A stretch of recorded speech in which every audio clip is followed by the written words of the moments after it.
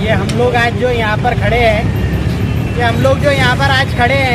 یہ بیسیکلی کوئی پروٹیسٹ نہیں ہے. یہ صرف امت مسلمہ کو اویئر کروانے کے لیے ہم کوشش کر رہے ہیں کہ اللہ کے رسول کی شان میں جو گستاخی ہوئی ہے اس پر اپنی زبانیں کھولے، اپنے دروازے کھولے اور روڈ پر آ کر احتجاج کرے. یہ ہمارے ایمان کا مسئلہ ہے.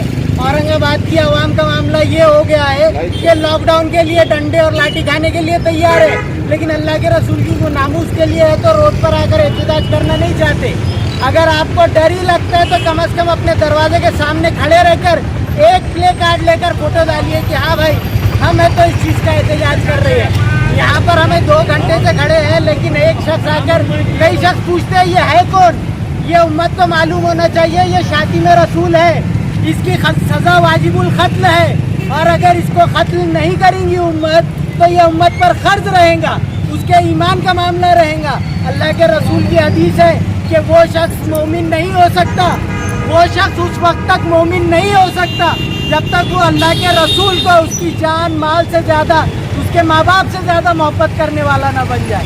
اور اگر ہم اللہ کے رسول کی محبت میں یہ کہتے ہیں کہ یہ معاملات ہے تو کہیں اور لے کر جائیں گے، ہمیں جذباتی نہیں ہونا چاہیے، عقل سے سوچنا چاہیے. اللہ کے رسول کی محبت دل سے ہوتی ہے اور دل کے معاملات ہی جذبات سے جڑے ہوتے ہیں. عقل سے تو صرف لاجک لگتی ہے اور عقل سے محبت نہیں ہوتی ہے، صرف دل سے محبت ہوتی ہے. اور اگر ہمارے دل میں بھی اگر یہ محبت سے بھی خالی ہو جائے تو کیا بچیں گا؟ ایمان بچیں گا، نہ اسلام بچیں گا. تو پھر کس منہ سے ہم کہیں گے کہ ہم اللہ کے رسول کے امتی ہے؟ آخرت میں ہم کس کے سامنے کھڑے رہ کے بولیں گے کہ ہم نے تیری ناموس کے خلاف کیا کیا ہے، ہم نے تیری ناموس کے لیے کیا کام کیا ہے؟ اور اگر ہم یہ بھی نہیں کر سکتے تو خدا را پھر ایماندار ہونے کا، مسلمان ہونے کا دعویٰ ہمیں چھوڑ دینا چاہیے.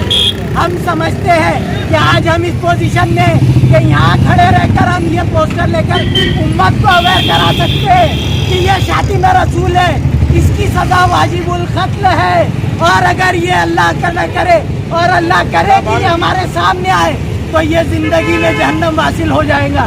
یہ ہم اپنی گارنٹی پر کہنا چاہتے ہیں، یہ ہم ہمارا عزم رکھنا چاہتے ہیں، اور یہ بات ہم عوام کو بھی بتانا چاہتے ہیں کہ یہ یاد رکھیے، اس کو موقع ملا تو اس کو چھوڑیے مت، کیونکہ یہ آپ کے رسول کی شان میں گستاخی کرنے والا شخص ہے. اس کو اس دنیا میں اس دھرتی پر رہنے کا کوئی حق نہیں ہے. وہ شخص جو اللہ کے حبیب کی شان میں گستاخی کرتا ہے وہ اس اللہ کی سرزمین پر زندہ رہنے کا حق نہیں رکھتا. یہ ہم کو کھلے بات کہنا چاہیے. ایک سوال آپ سے پوچھنا چاہتے ہیں اس کے اندر، یہ جو ویڈیو ابھی وائرل ہوا ہے اس شخص کا، اس کے اندر اور دوسرے بھی 5-6 لوگ دکھائی دیے تھے تو وہ بھی الگ الگ سنگھٹن سے، تو آپ ان کے بارے میں کیا کہنا چاہیں گے؟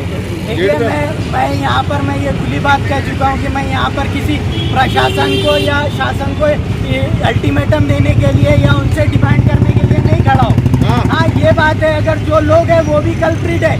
FIR کتنی ہوئی ہے ابھی تک اس کا کچھ پتہ نہیں ہے. ہمارے پاس ہے تو اپلیکیشن دے دی جاتی ہے، کمپلین ہے تو کئی دنوں تک پڑی رہتی ہے، وہ FIR میں کنورٹ ہی نہیں ہوتی ہے. تو پھر فائدہ کیا؟ فریاد کس سے کرے؟ تو یہ سمجھ میں آ رہا ہے کہ امت کے ہی لوگوں کو جگایا جائے گا، انہی کو ملت کو بتایا جائیں گے کہ یہ معاملات ہو رہے ہیں، اور اگر اسی طریقے سے معاملات ہوتے رہے تو فیصلے ہمارے خود کرنا پڑیں گے، کسی کے محتاج نہیں رہنا پڑے گا. اور اللہ کے تو ہر جگہ سے دی جا رہی لیکن FIR نہیں ہو رہی ہر جگہ سے، اس کے بارے میں کیا میں یہی کہنا چاہتا ہوں نا، یہ سلسلہ تو آزادی سے پہلے سے چل رہا ہے. شردھانند کے اوپر بھی کیس ہوا تھا، FIR ہوئی تھی، اس کو سزا ہوئی، وہ پھر چھوٹ گیا، پھر کمپلین ہوئی، پھر FIR ہوئی، پھر پولیس نے پکڑا، پھر چھوڑ دیا. آخر میں کیا ہوا؟ علم الدین شہید نے اپنا کام کر کے دکھایا. ہم یہی چاہتے ہیں کہ یہ دھکوسے بازی ہم کو نہیں چاہیے، یہ FIR اور کمپلین والے معاملات ہم کو نہیں چاہیے. ہم کو معلوم ہے کہ اگر امانت اللہ نے اگر کوئی بات کہی تو آپ سموٹو طور پر ایک کمپلین لے لیں گے، لیکن نرسمہانند نے اگر کوئی بات کہی تو اس پر آپ ایکشن نہیں دیں گے، کیونکہ وہ آپ کے مذہب کا آدمی ہے، وہ آپ کے دل کی آواز بولنا چاہتا ہے. یہ شاسن اور پرشاسن کے دل کی آواز بول رہا ہے، اس لیے آپ لوگ خاموش ہیں، اس کے خلاف آواز نہیں اٹھانا چاہتے. تو آپ آخری میں آپ کا پیغام کیا ہے، کیا کہنا چاہتے ہیں آپ؟ میں صرف اورنگ آباد کی عوام کو یہ پیغام دینا چاہتا ہوں، نہ شاسن سے نہ پرشاسن سے، عوام کو یہ پیغام دینا چاہتا ہوں کہ اگر ہم اللہ کے رسول کی ناموس کے یا اس کی شان کے گستاخی کے خلاف بھی اگر खामोश बैठते हैं तो सोचिए कि हम इस दुनिया में हैं तो जी कर भी कोई फ़ायदा नहीं है। हमारा ईमान कुछ बाकी नहीं बचा है।